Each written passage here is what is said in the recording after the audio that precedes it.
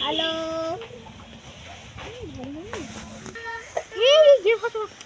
Hello, হ্যাঁ বল। আমার কোন গাছে? আমার লাউ খাতে ধরে তুই আছিস? আচ্ছা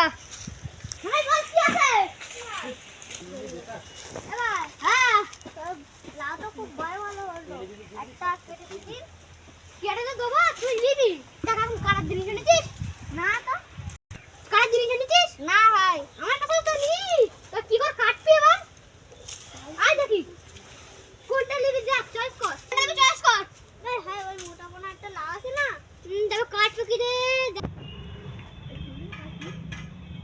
আসছে ও ভাই, ধরটা শেষ আছে। হ্যাঁ, শেষ। দিয়েছে তো ভাই, বল এবার কোনটা কাটবো?